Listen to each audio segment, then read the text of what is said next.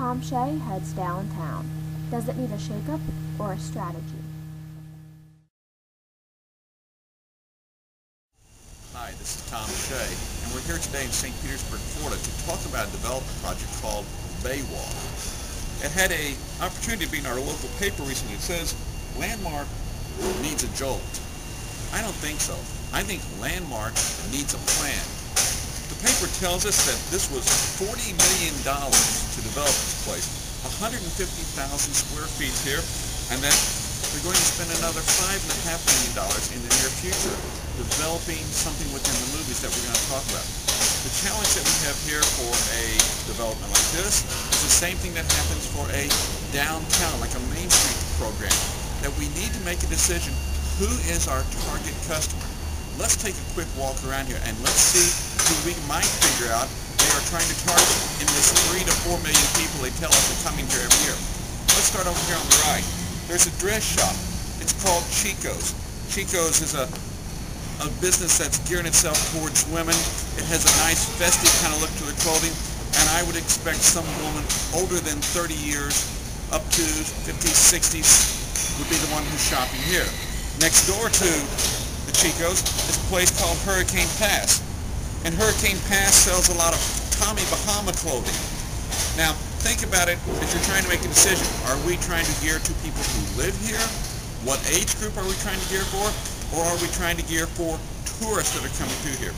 So as we look at Hurricane Pass, we're looking at clothing of which shirts could be $100, $120, slacks could be $125, so something like that. Again, think about the kind of person who's going to spend $125 on a pair of slacks at a men's clothing store. Come on, let's look some more. As we go further up the line, there's a shop here on the right called Icing. And it says Icing by Claire's. Okay, this is the same kind of Claire's like you see in any mall anywhere across the United States. So as we look at Claire's, what do we see? Buy one, get one half off, all kinds of jewelry. This is for young girls. This is a teenager kind of place, and this is inexpensive jewelry. Again, that's inexpensive jewelry right next to the $125 shirts that's going to the male. Here we're looking for teenage girls. Let's go further. The next shop down the line is selling shoes. And the shoe place here is selling some very nice price shoes. I mean, you can drop $150 on some of these neat shoes like Mephisto shoes. Again, are we looking for locals? What kind of income are we looking for locals? Or are we looking for tourists? Don't know. Still haven't figured it out. Well, next door, we're down to another vacancy. Someone has come and someone has gone. Then we get here, we've got a sunglass place. Well, let's see, if I'm looking for tourists, this makes sense. Sunglass Hut is the same Sunglass Hut that you see in all kinds of locations and malls around the country. And here in the corner is a locally owned shop that's done a nice job with the way they decorate themselves. This place has all kinds of neat home accessories. It's called Being, the Art of Living. But what I don't understand is if this is a touristy type of place, what are we doing selling beds? I can't quite grasp the concept of a tourist coming here and buying a bedroom set. I could see small gifts that I could ship home, but I don't think we're going to ship the bedroom set home. Now, let's go next door and look again. There's bag and baggage. Well, okay, so we've got to have a place somewhere in town to buy suitcases. But as we look at this, are we looking for tourists? Are we looking for locals that are young? Are we looking for locals that are older? I'm not sure. Well, right behind the baggage place, we happen to have a movie theater. And they draw a very sizable crowd. On Fridays and Saturday nights here, it's tough to get into this place. Because that, I believe, is part of the challenge. See, what happens is that Friday and Saturday nights, this becomes a teenage hangout.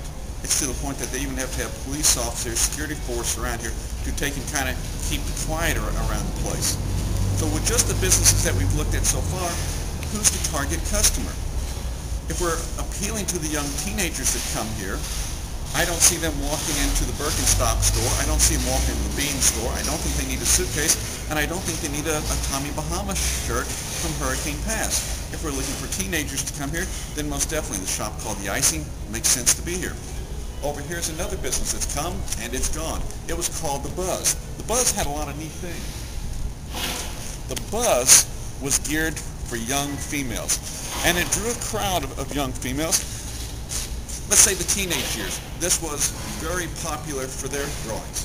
So now as we're trying to size up who's on whose side, let's see, we've got the icing and we've got the buzz over here, or what used to be the buzz, and those are the businesses that are trying to draw the young female. Yet those who are trying to draw the tourists, we've got Tommy Bahama, Chico's, the Birkenstock. Let's see, then we've got the bean store, and it perhaps can appeal to locals. You see the challenge we've got here? Who's our customer? This one doesn't need a jolt. It needs a plan.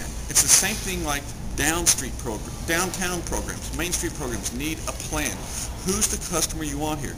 You can't be everything to everybody. As an example, if Home Depot is everything to everybody, then why is there a Lowe's sitting right across the street from them? And if Walmart is the ultimate retailer and they have everything for everybody, then why does Target exist? See, every type of development, every type of Main Street, every type of downtown needs to figure out who do they want to draw to. This isn't like it was at the turn of the 1800s, 1900s, where you had a downtown and everybody came to downtown.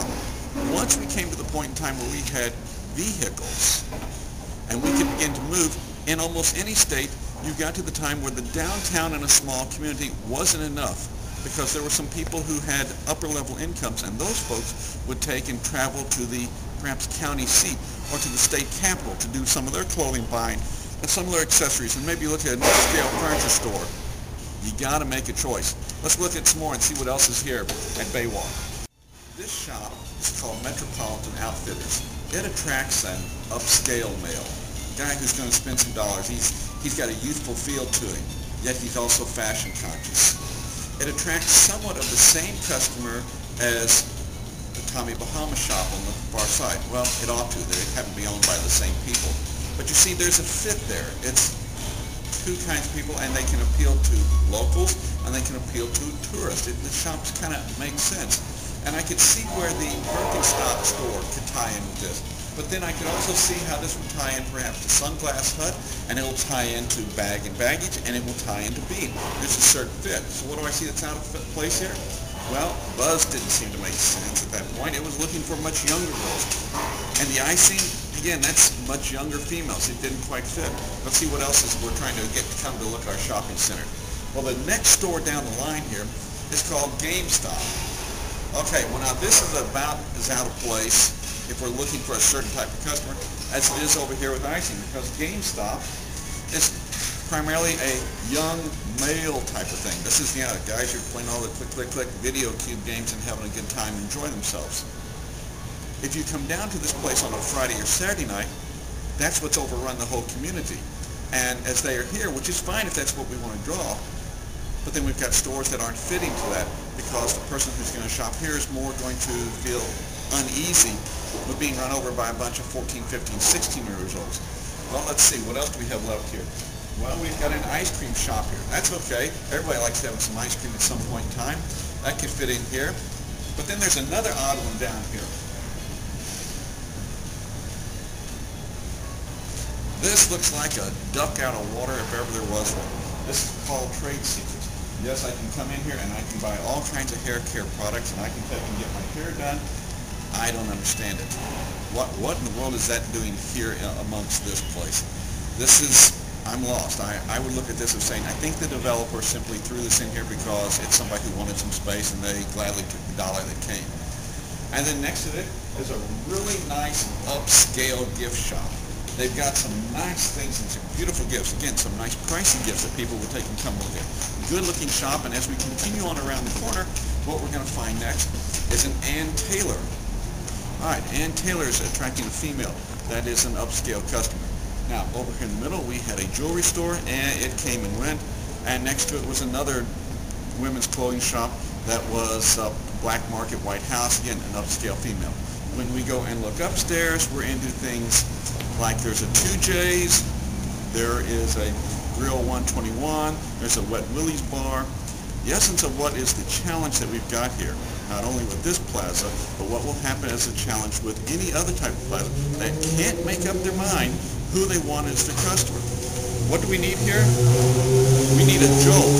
What we need is a developer who can make up their mind what kind of business they'd like to see here and go after it. Because we're painting too many pictures to too many people.